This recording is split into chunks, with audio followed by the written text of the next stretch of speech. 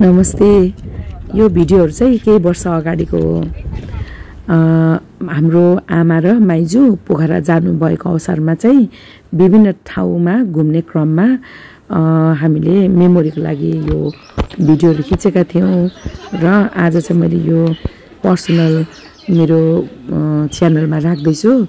यो चाहिँ कुनै प्रोफेसनल उयो हैन, भिडियोहरु हैन, यो चाहिँ एउटा मेमोरीको लागि खिचेको भिडियो, पारिवारिक भिडियो। चमेरे गुफा हेरेर फर्केको हामी चाहिँ निक्लेर पसेर नसकेको निस्किने बाटो छ। फर्किनु अब हाम्रो माइजू 73 वर्षको उमेरमा पहिलोचोटि घोडा चढ्दै हुनुहुन्छ। पोखराको घुमाइ पनि पहिलोचोटि हो। अनि उहाँलाई चाहिँ यहाँ घोडामा बस्नु सक्नुहुन्न भनेर एकदमै डर लागिरहेको थियो, तर उहाँ घोडामा बसेर मजाले यहाँनिर रमाइलो गरेर हिँड्दै हुनुहुन्छ। हामी सबैलाई छक्कै पार्नुभयो।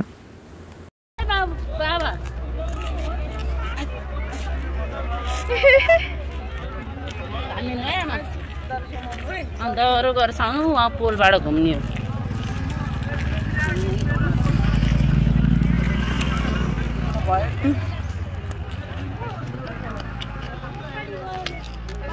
आज कति वर्ष पुग्नु भयो? 73 वर्ष। भान्जीहरूले घोडा चढायो अनि कति पुग्यो? कति पुग्यो? अनि चमेरा पनि देख्नु भएन? चमेरा गुफा अनि भिरमा पनि चढ्यौं। सबैभन्दा मजा के आयो माइजू? सबै मजा आयो, राम्रो भयो। घोडा चाहिँ कस्तो हुँदो रहेछ? राम्रो हुँदो रहेछ।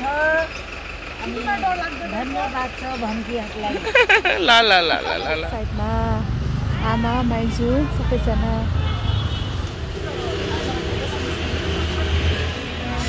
Cheers. Cheers. उठाउनु नि माइजू, उठाउनु न। Cheers.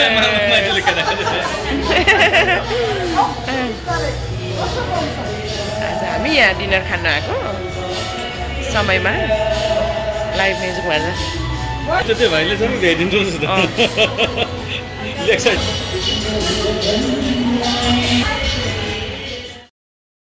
आज चाहिँ हामी म्याग्दी जिल्लाको बेनीमा भएको तातो पानीतिर जाँदैछौँ। अनि यो चाहिँ म्याग्दीको बेनीको बजार हो। हजुर, बेनीको बजार जता माया भने बेनीको बजार चाहिँ यही हो। पोखराबाट करिब 4-5 घन्टा लाग्छ यहाँ बेनी बजार पुग्नको लागि। अनि यो हाइवे जोमसम र म्याग्दीको बिचको भएको हाइवेलाई छोडेर यो भित्र पस्नुपर्छ यो तातो पानी जानको लागि। अब यो तातो पानीमा चाहिँ यो मजाले यस्तो घरहरू, सानसानो होटलहरू पनि बनाएको रहेछ। तपाईहरु चाहिँ यहाँनिर बस्न सक्नुहुन्छ। हामी चाहिँ त्यही दिन गएर त्यही दिन फर्केको हो। यहाँ जानुभन्दा पहिला चाहिँ यहाँनिर लुगा चेन्ज गर्नुपर्ने रहेछ। यहाँनिर पाइन्छ किन्नको लागि। अनि त्यहाँबाट यो लुगा चेन्ज गरिसकेपछि तपाईहरुलाई चाहिँ यो महिलाहरूको लागि अनि पुरुषहरूको लागि यो तातो पानीको छुट्टै छुट्टै पुल बनाएको रहेछ। तातो पानीमा सबैलाई कुरा हो। यसले चाहिँ धेरै जस्तो यो छालामा भएको चिलाउने अनि हड्डीको जोइन्ट्सहरू दुख्ने भन्ने जाति बनाउँछ अरे। त्यो भएर यहाँले चाहिँ कोही लामो समयदेखि यो छालाको समस्याबाट पीडित भएको अथवा चाहिँ यो हात खुट्टा दुख्नेहरूले चाहिँ यहाँनिर यो बेनीको तातो पानीमा आएर त्यहाँ होटलमै 1 महिनासम्म बसेर यसरी दिनमा 2-3 घन्टा यसरी भिजाएर डुबेर जाने गर्नुहुँदो रहेछ। धेरै मान्छे चाहिँ ग्रुपमा आउनुहुन्छ। हामी पनि यहाँनिर बस्यौँ। यहाँ बस्दाखेरि चाहिँ यो तातो पानी टाइपको गन्ध आउने रहेछ, एउटा गन्धक भएको हुनाले। यसको टेम्परेचर चाहिँ यो समयअनुसार मौसमअनुसार फरक हुँदो रहेछ। अलिकति धेरै तातो नै हुन्छ, अलिकति यो छाला पोल्ने टाइपकै। अनि अर्को कुरा चाहिँ के भने यो तातो पानी चाहिँ खान पनि मिल्ने रहेछ। यो ट्याङ्कीको होइन, पानी खानको लागि चाहिँ उतापट्टि धारा छ। धाराबाट ल्याएर यो तातो पानी खायो भने चाहिँ ग्यास्ट्रिक छ भने त्यो जाती हुने रहेछ। किनभने यो पानीमा गन्धक हुन्छ। त्यही भएर सबैजनाले यहाँ पानीमा डुब्ने अनि डुबेको बेला तातो पानी खाँदाखेरि यो पेटको समस्या पनि जाती हुन्छ भन्ने विश्वास रहेछ। विश्वास नै हुन्छ पनि, हामीले पनि यहाँ थाहा थिएन, तर त्यहाँको पानी खाँदाखेरि एक टाइपको ग्यास रिलिज हुने एक टाइपको फिल हुँदो रहेछ। अनि हामी चाहिँ त्यहाँनिर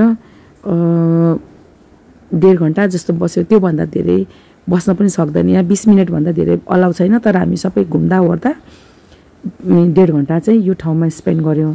ल यो यसको बाहिरको ठाउँ चाहिँ यस्तो छ। बेनी पुगेको बेला एकछिन त रमाइलो गर्नै पर्यो। बहिनीहरू यहाँ नाच्दैछन्।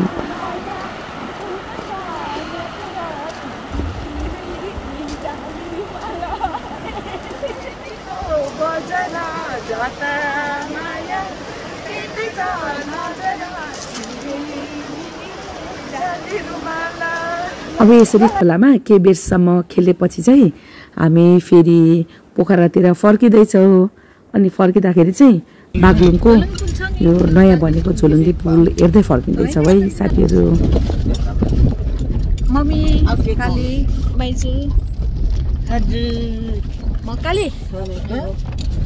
काली भएछौँ सबैजना गण्डक पानीले डढ्यो। ल जोमसोम जाने मेन हाइवे छोडेर हामी अब यहाँ बागलुङतिर जाँदैछौँ।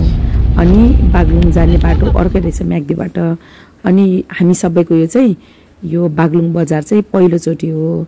बागलुङ बजार यति ठुलो होला भनेर मैले चाहिँ सोचेको थिएन। यो एकदमै ठुलो रहेछ। बागलुङ बजारको यो निचेमा चाहिँ बाघको मूर्ति रहेछ। अब यसको हिस्टोरिकल कारण त थाहा भएन। हामीले चाहिँ बागलुङ बजार नउत्रिकन सिधै नयाँ बनेको झोलुङ्गे पुलतिर लाग्यौँ। बागलुङ र पर्वत जिल्ला जोड्ने यो पुल चाहिँ काली गण्डकी नदीमाथि बनेको छ। अनि यो चाहिँ नेपालको सबैभन्दा अग्लो पुल हो। यो चाहिँ 567 मिटर चाहिँ लामो र 122 मिटर चाहिँ अग्लो रहेछ यो पुलको लम्बाइ। विशेष गरेर यो बागलुङ र पर्वत जोड्ने यो झोलुङ्गे पुल स्थानीय बासिन्दाहरूको लागि चाहिँ आवत जावत गर्न सजिलो होस् भनेर बनाएको रहेछ। तर खुट्टाले हिँड्दा पनि यहाँनिर चाहिँ यो पुल क्रस गर्नको लागि 20 मिनट लाग्ने। अझ बिचमा पुग्दा त काली नै लाग्छ। हामी चाहिँ यहाँनिर पुलमा केही बेरसम्म खेलेर रमाइलो गऱ्यौँ। आमाहरू चाहिँ आउनु भएन। अनि पोखरातिर लाग्यौँ।